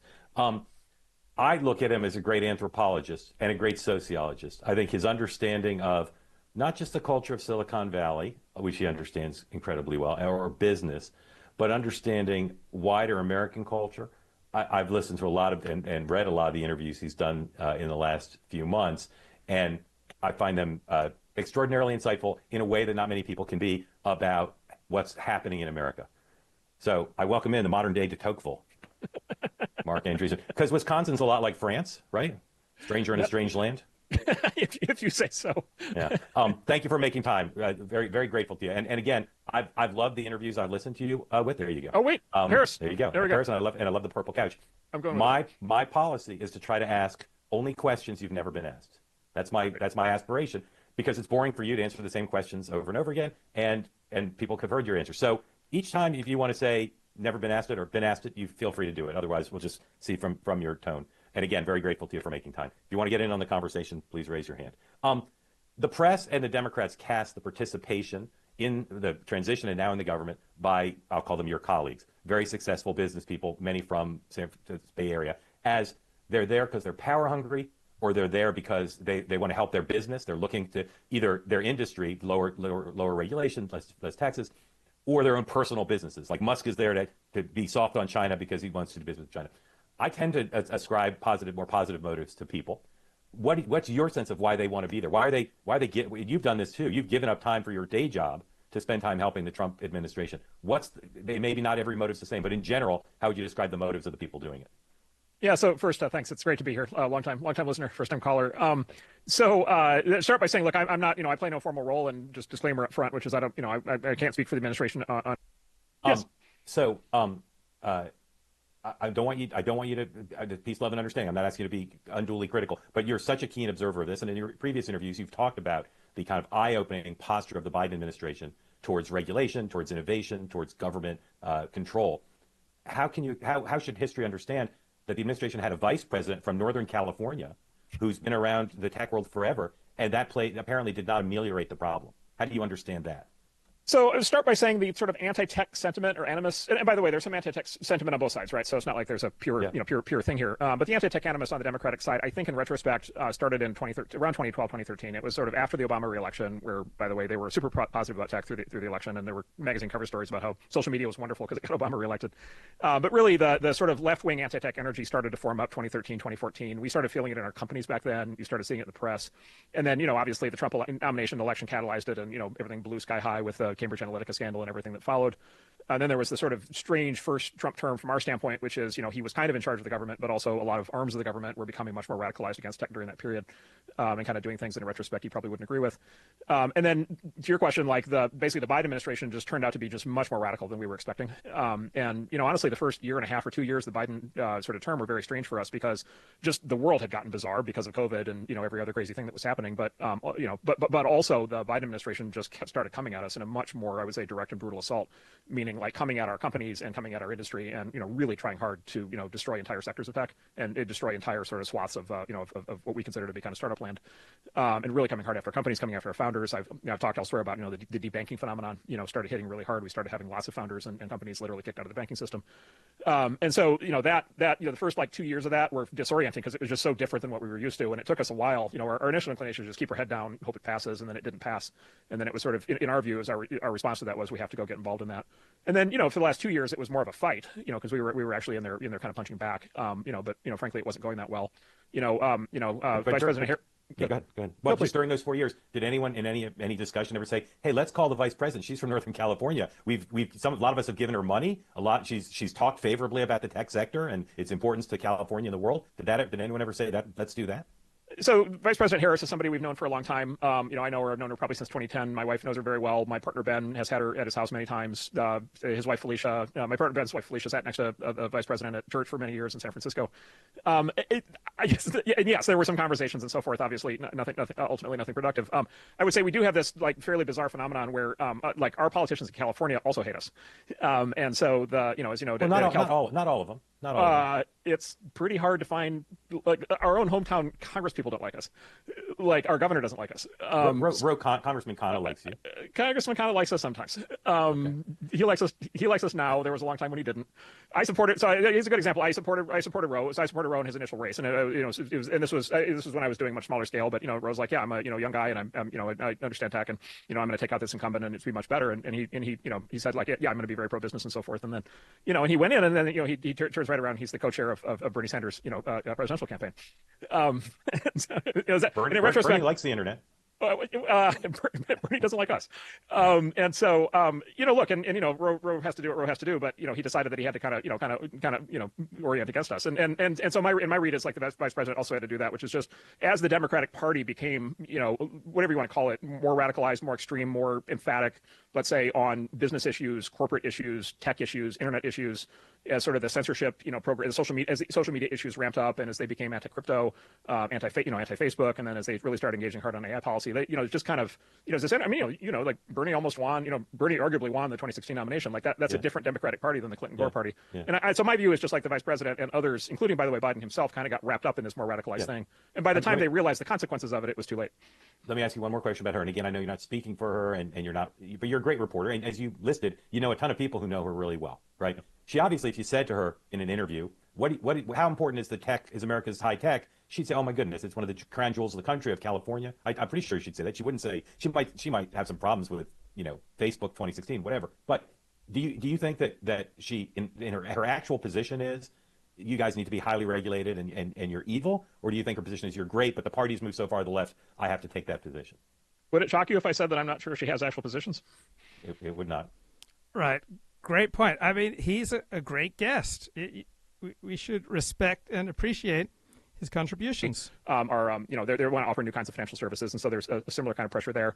And then Okay, here he's talking about debanking. In the credit card system, there's credit card blacklist where you get kicked out. You can't. Okay, let me get back to the beginning here. These are not people with $1,000 checking accounts. They have relationships with their private bankers in these large banks. Their lawyers sometimes are dealing with stuff. Just on an interpersonal basis, it just seems strange. Say you must close your account. Like the people of your portfolio companies, did they appeal? Did you call Jamie Dimon and say, Jamie, stop debanking us? Yes. Oh, yes. We had this conversation many times, including with CEOs. And what did the CEOs say? My hands are tied. The government's making me. They said under the Bank Secrecy Act, we can't tell you why we're doing what we're doing. And did anybody go to court over it? There have been challenges, but you're in this zone. There have been challenges, but you're in this zone where, in theory, what you're dealing with is a private actor, right? And so there's no law that says that a bank has to take a client, right? And this is not like a case of racial discrimination, so like civil rights law doesn't apply. So the bank is acting as a private entity, except of course is the bank acting as a private entity because what you know is happening, right? But you can't necessarily prove is that it's pressure from the government. So they say you must close down your account, so you take your money, and then you start dialing around, and you start going down to banks you've never heard of, right? Yes, and you find out that you can't get accounts at those banks either.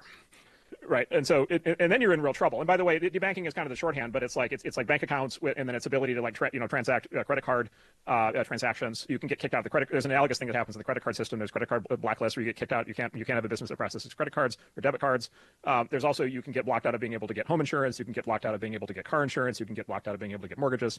And so so what it is it's the domestic equivalent of the foreign sanctions regime that we use on hostile regimes like Iran and North Korea, except it's not a formal action by the U.S. government. It's an implicit activity that's happening through some combination of federal pressure and bank voluntary choice, deliberately obscured behind the cloak of this Bank Secrecy Act. Let me just continue those. Who's getting debanked? Please do. It's the crypto companies. It's what we call the fintech companies. So it's the financial services startups that are not themselves crypto companies, but they are they want to offer new kinds of financial services, and so there's a similar kind of pressure there. And then there's something like extremely dangerous and damaging, which is of course political debanking. And this has become a hot topic recently because you probably saw the president was on this video thing into Davos, and the CEO of Bank of America, and Trump said on the call, he said, by the way, you're debanking conservatives. You need to stop doing that. The Bank of America put out a statement saying we would never debank a conservative. I've heard the same thing from other bank CEOs. If you talk to people who were in the first Trump administration, a very common story that you hear is that officials from the first Trump administration got debanked after 2021. They just got flat out blitzed out. A number of them actually ended up at a very small bank where they all hope that nobody points out who the bank is because it's like the last bank in America that they can get banked at. Yep. And then the kicker to the whole thing was, I'll just give you the two kickers we discovered in the last few weeks. So one is Melania Trump published her book, and she doesn't talk in public much, but she says in the book that she and Barron both got debanked after Trump left office. Right. And so I guess it's possible that like Melania and 16-year-old Barron were involved in some global crime conspiracy. I don't think that's actually the case. I think they were just happened to be family members. And then the other thing that just came out this week that actually shocked me, which is there's a guy named Roloff Botha, who is the head of one of the top Silicon Valley venture capital firms, one of our peer firms called Sequoia. And this guy is a pillar of the American he's a great immigrant success story, incredibly successful entrepreneur, and then head of Sequoia, incredibly successful guy, blue chip in every possible respect. And he just gave an interview like literally 3 days ago where he said, oh, by the way, he said he got debanked in 2019 for reasons that were never explained to him, by the way, by Bank of America. Yeah. And so this thing has been ripping for years. And there's and this accompanies this intense assault by these same government agencies trying to come after these industries like crypto and fintech. And so obviously what's happening here is an intertwining of state power and private entities. That is it's illegal for the government. It's illegal for the government. It's unconstitutional for the government to take something that it itself cannot do and then to coerce or require or strong arm a private entity into doing that thing. And of course, that's exactly what's been happening here. So the bureaucracies in the government built a financial Death Star to be aimed at their domestic enemies, and it ran unchallenged basically until this handover. And then maybe where we are today is both the House and the Senate, with the turnover of everything. There are hearings coming up where this is going to be fully kind of unrest in Congress. And so we'll see what happens. And so Steve Bannon is just furious at people like Marc Andreessen, and I don't see a justifiable reason for him to be furious. Marc Andreessen, I think, was speaking openly, honestly, addressing important issues. But Steve Bannon has just lost his mind with hatred for these guys. And I think it's Steve Bannon who looks terrible. I listened to Steve Bannon here, and I think he resents that Elon Musk has a role with Trump that Steve Bannon, never had. Right? It just comes off to me. Tell me what you think. It just comes off to me as Steve Bannon is mad at the tech oligarchs embracing Donald Trump because they are a rival center of power. This just seems like his petty ego that Steve Bannon is creating the most absurd arguments to try to push his case against the tech oligarchy. And what it just comes down to is he's not as important. His ego is threatened by the rise of Elon Musk. Right? I think Steve Bannon comes off terribly, and I think Marc Andreessen, in his recent interviews, comes off very impressively. This is Ross Douthat talking with Steve Bannon. Because I believe in soak the rich. Maybe I do, but I would not want to be part of policy. Yeah, Steve Bannon resents the super rich, right? He just hates them. I want to do that to get our financial house in order, because we just can't keep borrowing at $1 trillion every 100 days. So yes, if we can't balance it, in addition with the more tax cuts for the working class, particularly Social Security. Right. So he sounds sane. He sounds sane. He sounds impressive. He sounds impressive. And then to me, it just feels like this is just his ego speaking. This isn't his concern for America. Then that gap, we got to close that gap from $2 trillion. And CBO backs me up. House Freedom Caucus says it's going to be $2 trillion a year. We got to close that. I think it's spending cuts, and if it has to be, increase taxes. Not just they don't get the tax cuts reinstalled from Trump 17, but you actually increase taxes on these people. And that, I believe in incentives. I think, Ross, that will incentivize the donor class to get focused on cutting government spending. Let's make them part of the process. So that's the only way we can do it. And, you know, when I mention tax cuts, now I'm going to tell you, when I go around and give speeches, I gave one to Wall Street, a third of the audience of a Wall Street crowd standing ovation, 2/3, 1/3 didn't applaud, and 1/3 spit on the floor. But when I go to Denton, Texas, and places like that, and I say this program about increased tax for the wealthy, standing ovation. The people are there and the voters are there. I think you're totally right that there is a big constituency, especially now that the party has been transformed, of Republican and populist-leaning Republican voters who would be fine with some soaking the rich in the context of a bigger budget deal. I'm completely skeptical that there is any large-scale elite faction, including everyone you just described, who are fanning out over the agencies, that would be up for that beyond, like, you know, on the margins. Like, can the Trump administration tax university endowments? Sure, absolutely. They can do that.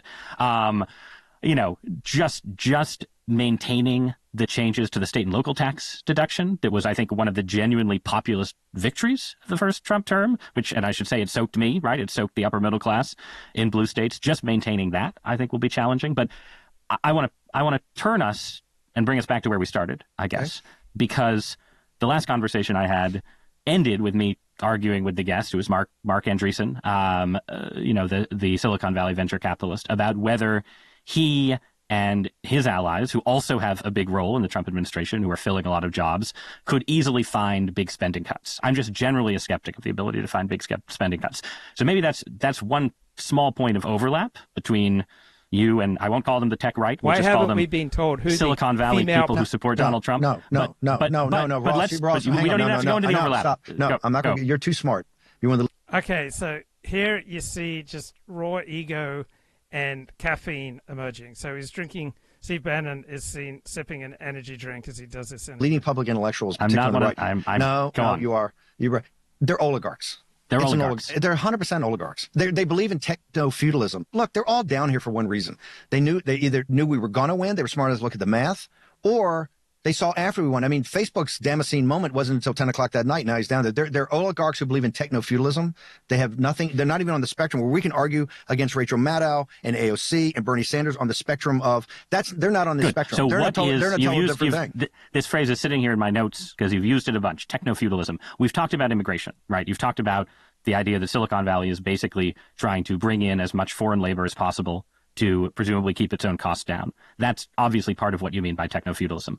But I don't think that's all of it, right? This is not just about H-1B visas. No. Suppose Elon Musk came in tomorrow and said, it's fine, I'm reforming the H-1B program. You would still disagree with him. So give me a broader view of what you think is wrong with the Silicon Valley view. Just a quick bunch of history. Obama is the most, in the progressive administration, him and Biden, the most reactionary in American history. Number one, he made a Faustian bargain with the sociopathic overlords in Wall Street to bail us out of the 2008 crisis, which still hasn't been resolved.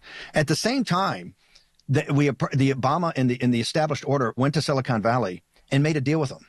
And the deal was the following: we will allow you to become the wealthiest people in the history of the world. We will let you create an apartheid state. We will let you become monopolies. We will get no anti-trade. In fact, that's why you. So apartheid state, that sounds terrible. but it's just dramatic overstatement to try to grab your attention. I don't think Steve Bannon is describing something accurately. He is making spectacular, disproportionate, and unhinged claims here. You got Google and search, you got Facebook and what they do, you got Twitter and what they do, you've got Amazon destroying small business for the CCP. Every one of these guys, a monopoly in the Justice Department for 10 or 12 years to just look the other way. So we'll let you become monopolies. We'll let you become the wealthiest people on earth. But here's the bargain. Here's what you have to do. You have to make the hegemon, the United States, and the post-war international rules-based order, and the ruling class of this country, you have to make us a dominant technological power of which we have the commanding heights can never be questioned. And over the last 72 hours, what we've seen is two things. Number one, in social media, the Chinese Communist Party and the PLA created TikTok, which is far more powerful than all the social media platforms of these guys put together, right? Forget that they use the... That's absurd. That TikTok is more powerful than all other social media platforms put together? Absurd. Information and the ownership. I'm just talking about the addictive nature and how evil can be put in there. And we now know that all the really, let's say hundreds of billions of dollars, not tens of billions, that we put into the theory of the case of blunt force computing power that, the Green New Deal's forgotten, climate change is forgotten. You got to build. All right, this is idiotic analysis. All right, DeepSeek did not invalidate the tens of billions of dollars that Americans have invested in chips and AI. Power generators everywhere. You got to give over federal land for data centers everywhere. We got to burn more coal, more oil for these data centers because our method of AI, we understand that if this is not a psyop, which I don't think it totally is, we've had our Sputnik moment. And guess what? The oligarchs that we created, who were all progressive Democrats, absolutely fucking face planted. Now, here's the point. In techno-feudalism, you're just a digital serf. You're valued as a human being. As someone built and made in the image and likeness of God and endowed with the life spirit of the Holy Spirit is not, they don't consider that. Everything's digital to them. They are, at the end of the day, transhumanist. And what is transhumanist?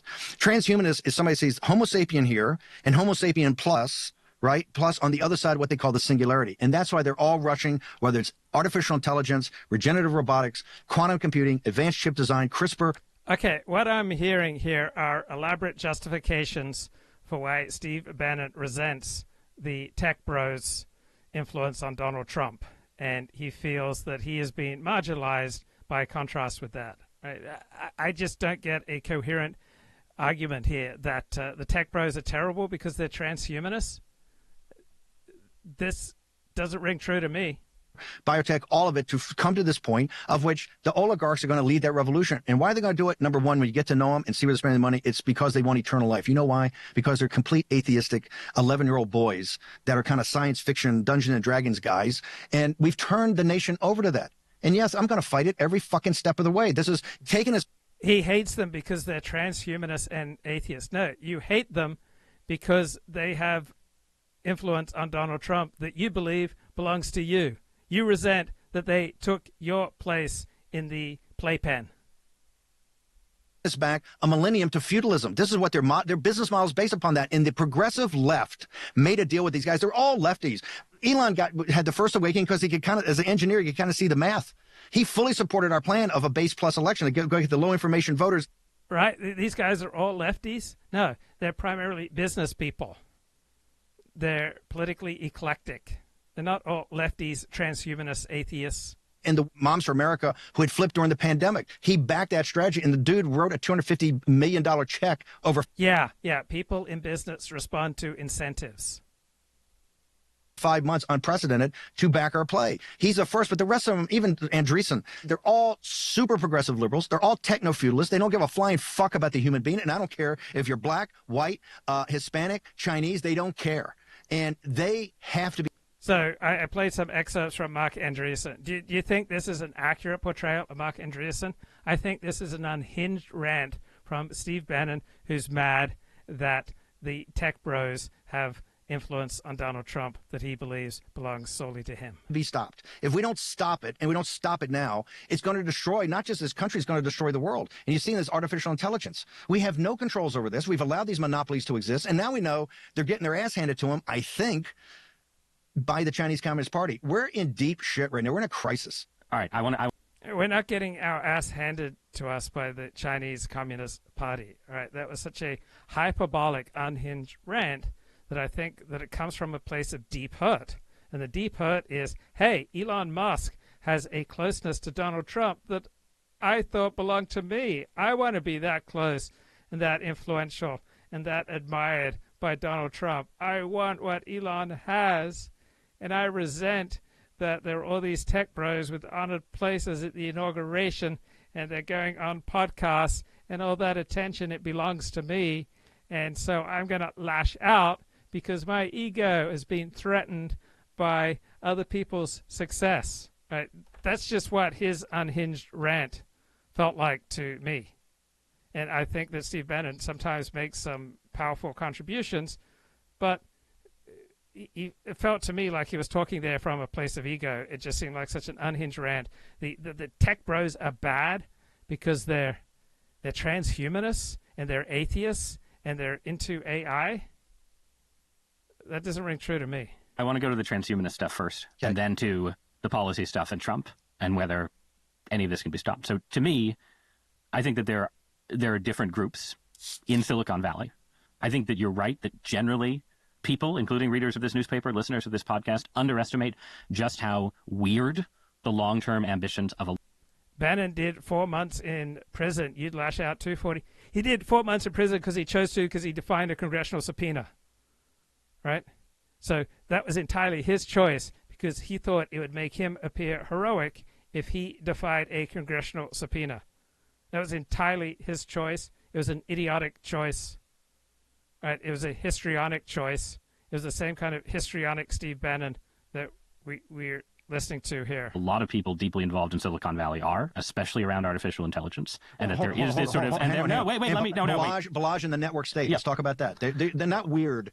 Well, they're radicals. Right. They're radicals. That's a yeah, the network state we can save for the next time I have you on. For now, let's just focus on... I'm going to be invited. You're going to be invited. We got breaking news. Bannon's actually going to be invited back.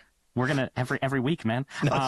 So listen. So the transhumanism stuff, though. So to me, it seemed like one of the things that pulled Elon Musk into the conservative coalition was that while he's certainly not a religious conservative, but he is a kind of weirdo humanist, right? He likes the human race. He wants the human race to continue. Stop. Okay. Stop, so you don't see. To me, it seems like Musk is in one group. Musk is just as transhumanist as the rest of them. No, since Edison, maybe our greatest applied engineer.